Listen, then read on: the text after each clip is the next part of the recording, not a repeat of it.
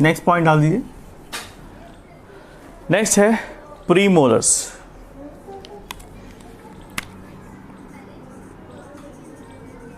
Premolars, in the case of premolars they have one root as well and two cusps। ठीक है, यहाँ पर one root पाए जाते हैं लेकिन टू कस्प पाए जाते हैं, इसलिए इसको हम बाई कस्पिड कहते हैं। They have one root and to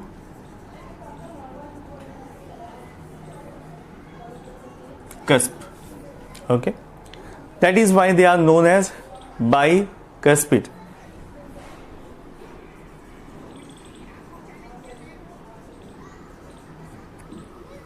okay, तो this is the property of premolars. यहाँ पर वन रूट और दो कप्स पाए जाते हैं, इसलिए इसे बाइकस्पिड कहते हैं।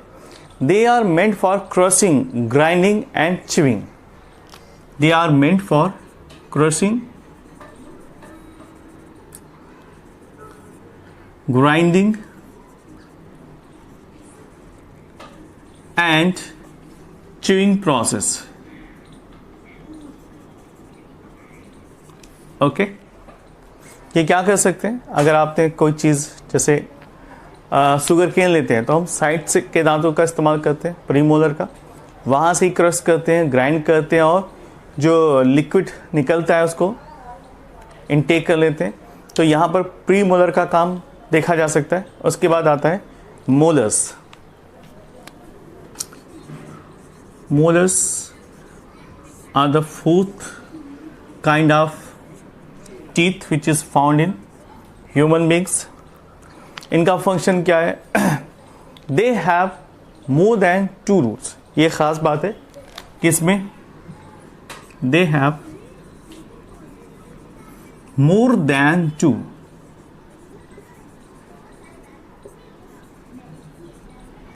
ये दो रूट से ज़्यादा यहाँ पर आपको देखने को मिलता है। ओके, तो इस कंडीशन को हम कहते हैं क्या, यहाँ पर दो से ज़्यादा रूट पाए जाते हैं तो इसलिए कहते हैं मल्टी रूटेड कंडीशन। ठीक है, और ये पाए कहाँ जाते हैं, they are found in the upper molar. ठीक है, and they have three roots and the lower molar have two roots.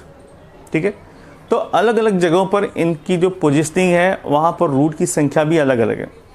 तो they have more than two roots, that is clear. Upper molar part में तीन root पाए जाते हैं और lower part में दो रूट पाए जाते हैं। तो इस तरह से बाइफर्केट कर सकते हैं। In the case of upper molar and lower molar, the upper molar have how much, three roots,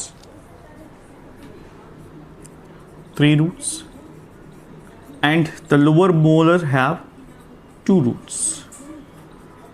This is how the roots are found in molars। okay, and इसमें cusp कितने पाए जाते हैं, they have four cusp, four cuspid। okay, so this is all about the teeth which is found in our jaws. ये thecodont कहलाते हैं क्योंकि गहराई में पाए जाते हैं। नाउ हेडिंग डाल दीजिए, attachment of teeth.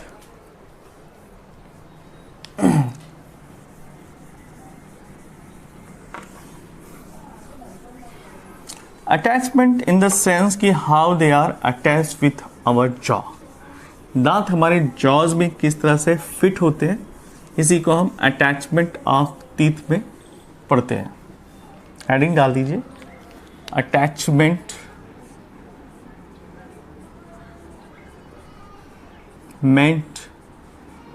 Of teeth. ठीक है, first, on the basis of attachment of teeth, on the basis of the jaw bones, it can be differentiated into acrodont. Attachment of teeth में first condition आती है acrodont. Acrodont,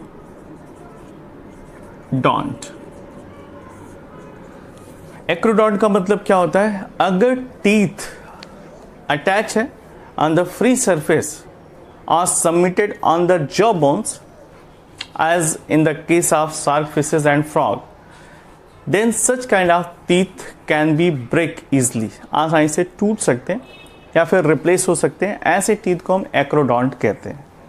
तो इसमें लिख लीजिए acrodont में कि the teeth are attached, the teeth are attached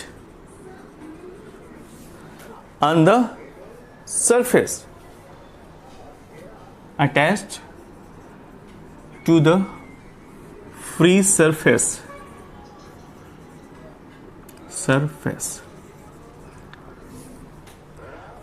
तो ये आसानी से टूट सकते हैं। So they are replaceable,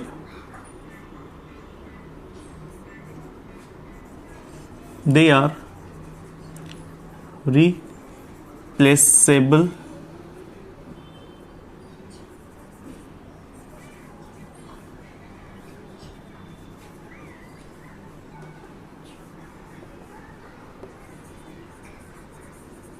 teeth, आसानी से टूट सकते हैं, रिप्लेस हो सकते हैं। इसका एग्जाम्पल लेते हैं फ्रॉग के केस में और शार्क मछली के केस में आप देख सकते हैं। ठीक है, एक्रोडॉन्ट कंडीशन। दूसरा होता है प्लूरोडॉन्ट कंडीशन। प्लूरोडॉन्ट का मतलब ये होता है कि in this condition it is actually found in the lizard and urodeles, the teeth are attached the inner side of the jaw bone.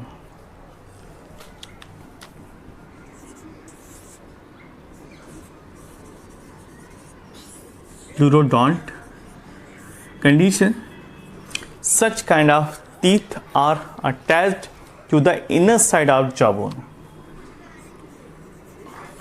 Teeth are attached in the inner side of jaw. Inner side में जो Jos पाए जाते हैं वहां पर attach होते हैं, jaw bone. ठीक है, clear? So they are well developed,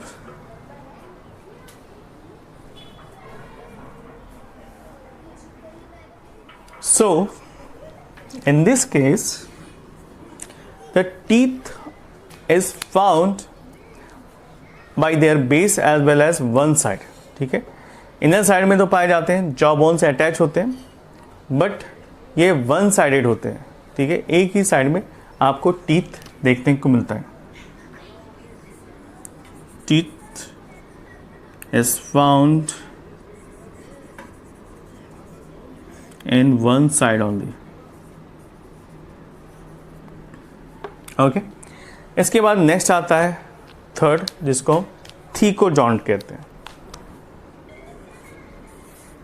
thecodont,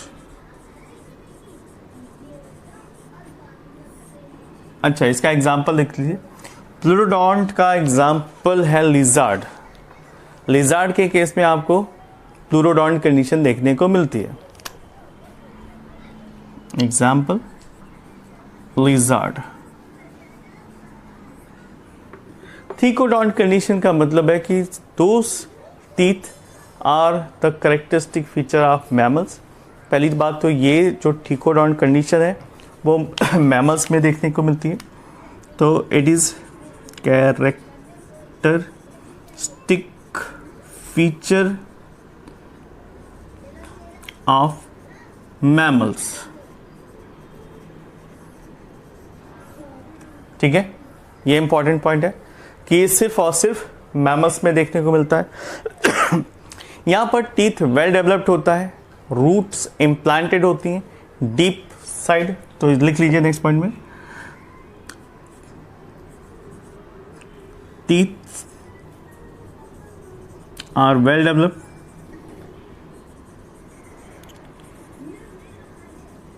and well rooted. यहां पर रूट्स पाए जाते हैं और ये रूट गहराई में पाए जाते हैं. So the roots are implanted in the deep individual pits, जिसको हम सॉकेट्स कहते हैं. ठीक है, in the socket. Alright, and next point, these are found in the jaw bone. यानी जो थीकोडॉन कंडीशन है उसमें जो टीथ पाए जाते हैं वो जॉ बोन से अटैच होते हैं. They are found in jaw bone, found in jaw bone.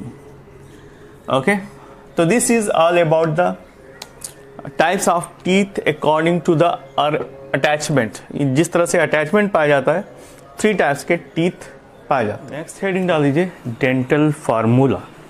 Okay,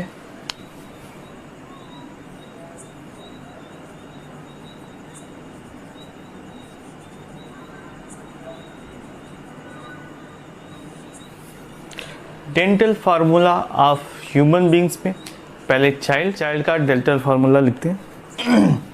children's, as you know, childs में डाइडवर्स कंडीशन पाई जाती है, यानी फर्स्ट जो टीथ निकलते हैं उसे मिल्क टीथ कहते हैं, इसलिए ये फार्मूला भी मिल्क टीथ का है. तो फार्मूला कैसे? फर्स्ट फार्मूला लिखते हैं, पहले इंसीजर की क्वांटिटी कितनी होती है? 2 अपर एंड 2 लोअर जॉ में. इंसीजर के बाद कैनाइन. ओके, कैनाइन में अपर जॉ में फर्स्ट 1 और लोअर जॉ में भी 1. उसके बाद आता है प्रीमोलर. प्रीमोलर में कैसी डेंटिशन पाई जाती है? अपर और लोअर जॉ में एक भी टीथ नहीं पाए जाते. उसके बाद आता है मोलर्स. मोलर्स में अपर जॉ में 2 और लोअर जॉ में 2.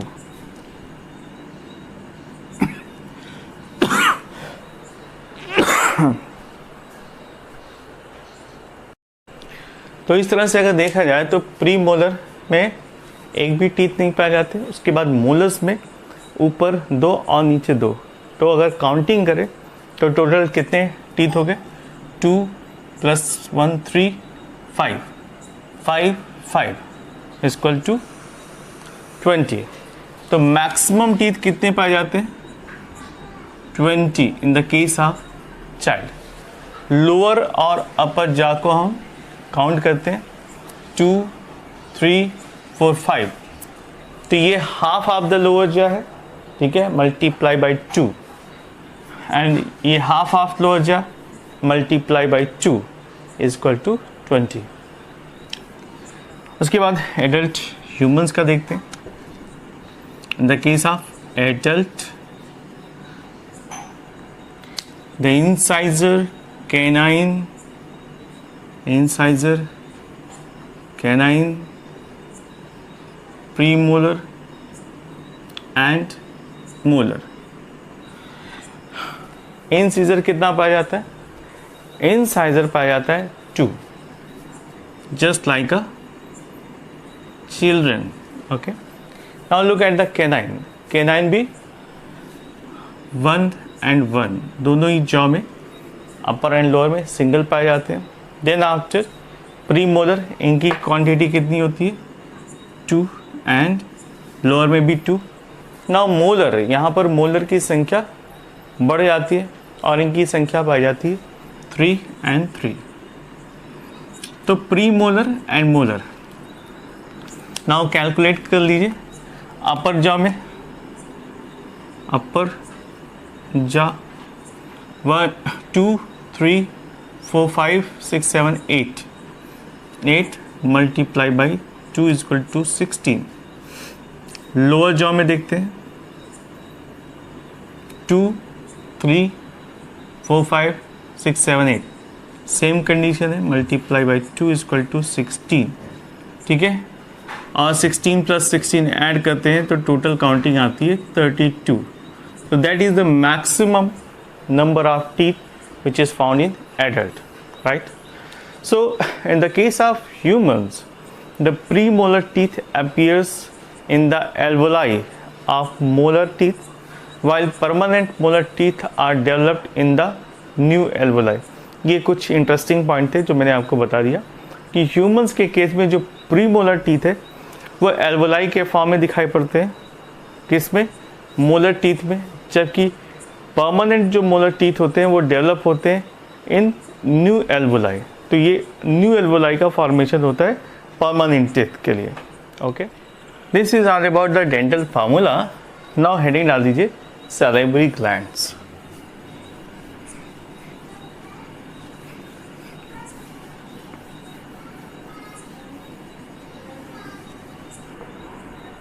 हेडिंग डाल दीजिए सैलिवरी ग्लैंड।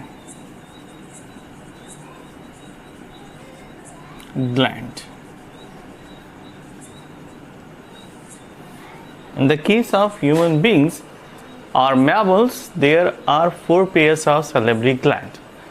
Humans में और other mammals में 4 pairs salivary glands मौजूद होते हैं। तो लिख लीजिए there are 4 pairs of salivary gland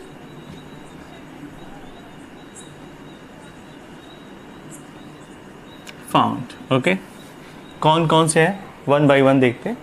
first है इंफ्रा ऑर्बिटल, इसको हम क्या कहते हैं, इंफ्रा ऑर्बिटल ग्लैंड, लिख लीजिए।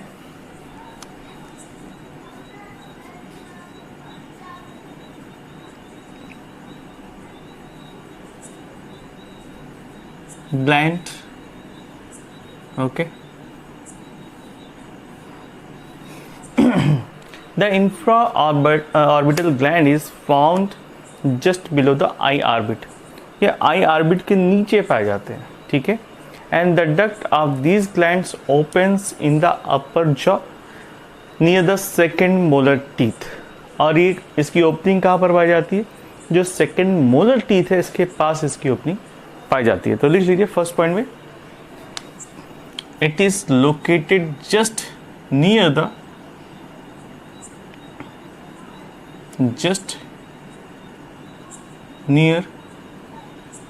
the eye orbit. Second, located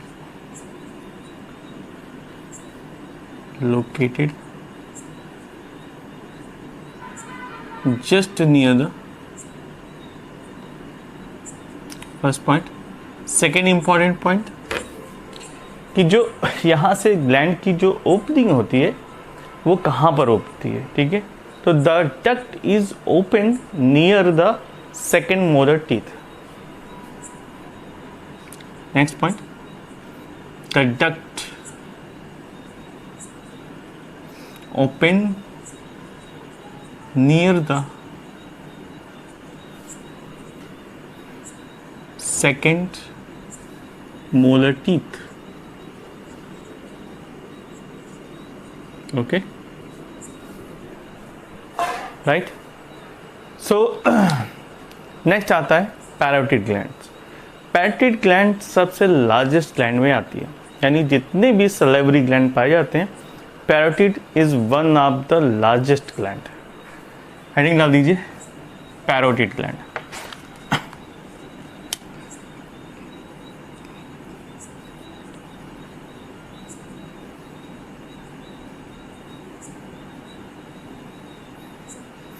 It is the largest gland.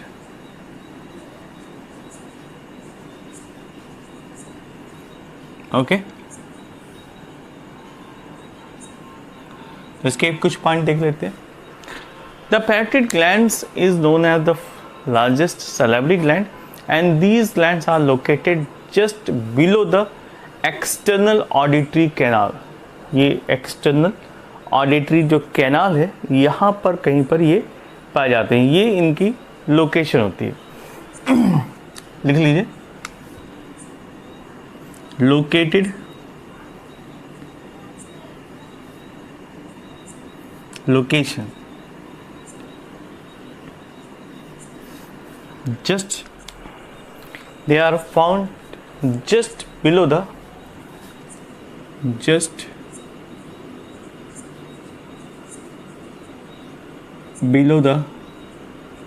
opening of ear canal. जो एक्सटर्नल ईयर है उसकी जो ओपनिंग है, ठीक है, तो एक्सटर्नल ईयर कैनाल या फिर ऑडिटरी कैनाल के पास पाई जाती है. Next, there duct is called parotid duct.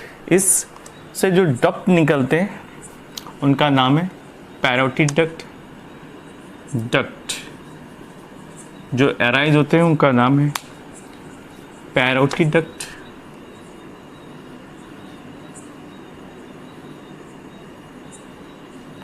इसी को हम स्टेनसन्स डक्ट भी कहते हैं. ये काफ़ी ज़्यादा पूछा जा चुका है. Stensen's duct. तो स्टेनसन्स डक्ट कहाँ से राइज होते हैं? पैरोटिड ग्लैंड से. Okay. And which opens to the upper jaw. That means ये बक्कल वेस्टिब्यूल्स में ओपन होते हैं. तो लिख लीजिए, which opens which open in the upper jaw.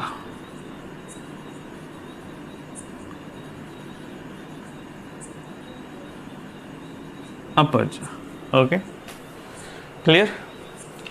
Next आता है कि अगर कभी ऐसा भी हो जाए कि इन्फेक्शन हो जाए ग्लैंड्स में, तो यहाँ पर ये देखने को मिला है कि ह्यूमन बॉडी में वायरस का जब अटैक होता है यानी मम्स डिजीज़ होती है, तो ये इन्फेक्शन ज़्यादातर पैरोटिड ग्लैंड में पाया जाता है.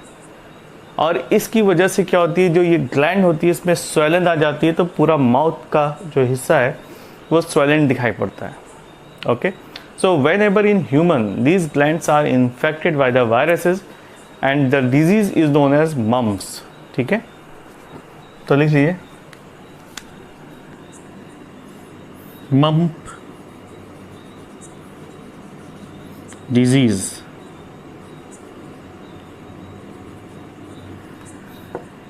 It is due to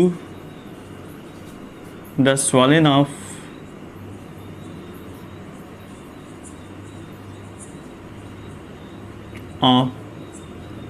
parotid gland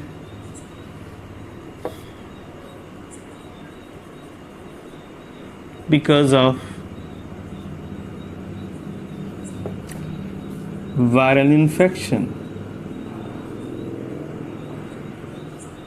okay, तो इसी को हम मम्प्स कहते हैं, मम्प डिजीज. ओके. इसके बाद नेक्स्ट आता है पैरोटिड ग्लैंड के बाद सब maxillary.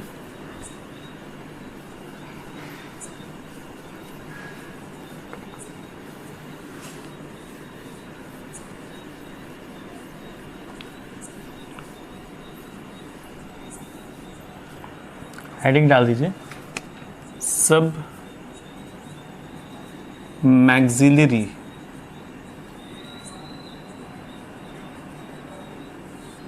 Gland. The sub maxillary और सब mandibular glands are located at the junction of the upper and lower jaw. ये अपर जॉ और लोअर जॉ के बीच में जो जंक्शन पाए जाते हैं यहाँ पर ये उपस्थित होते हैं. तो लिख लीजिए, इसी को हम क्या कहते हैं, दूसरे नाम से बुलाते हैं सब मैंडिबुलर. सब mandibular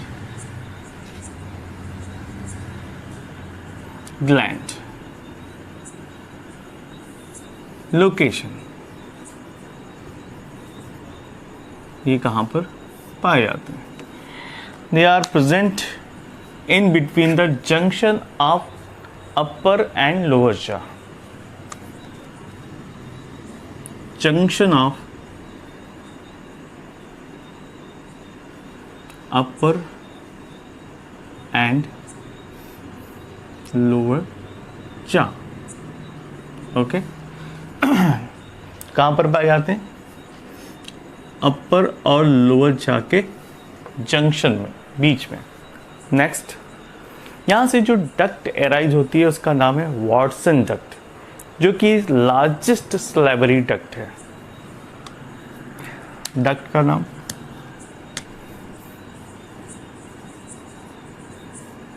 the duct which arises from the submandibular gland is known as Watson.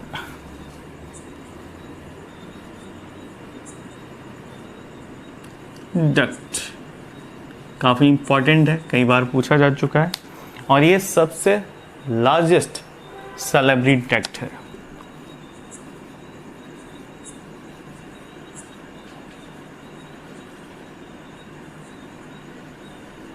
Okay, clear? And these ducts open in the lower jaw, just behind the incisor teeth. और इसकी ओपनिंग पाई जाती है लोअर जा के incisor teeth के पीछे। Okay, next point में लिखिए, it opens just behind the incisor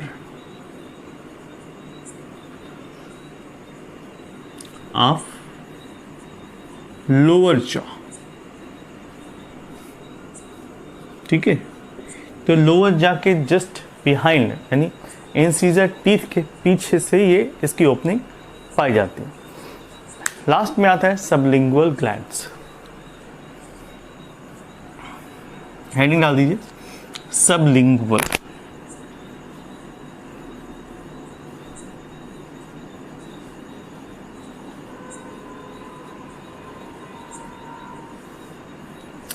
sublingual gland की क्या प्रॉपर्टी है? These are the smallest salivary gland. सबसे बड़ी बात यह है कि ये सबसे छोटे होते हैं। And these glands are found in the lower jaw. ठीक है, ब्रैकेट में लिख लीजिए, smallest gland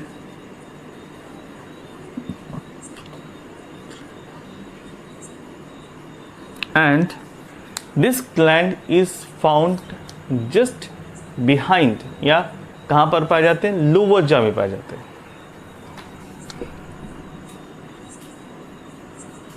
This gland is found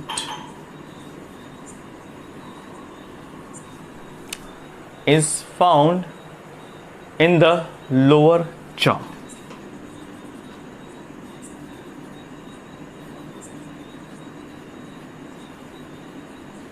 okay, first point कि कहाँ पर पाए जाते हैं? लोअर जॉ में पाए जाते हैं। एंड यहाँ से मल्टीपल डक्ट एराइज होते हैं। So the many duct arises from these gland and these ducts are known as duct of Rivinus. Okay, तो डक्ट का नाम लिखते हैं पहले, डक्ट।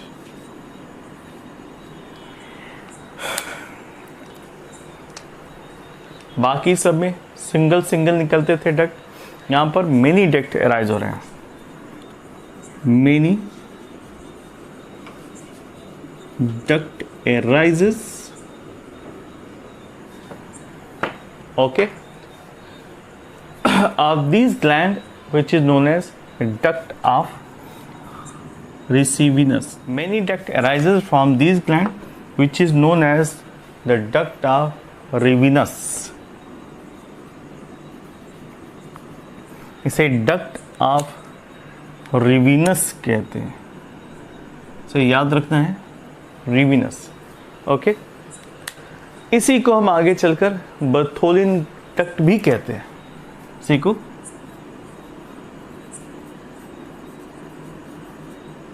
बर्थोलिन्स डक्ट भी कहते हैं, right? And these ducts open in the buccopharyngeal cavity on the ventral side of the tongue. लिख लीजिए, and these ducts are open and it is open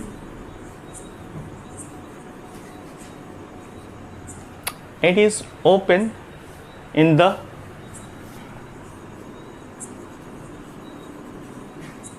buccal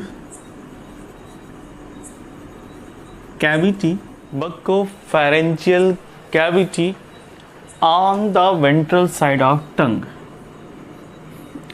on the ventral side of tongue.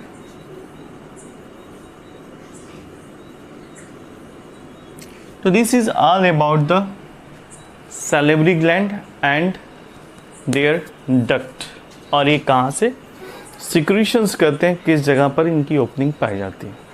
Okay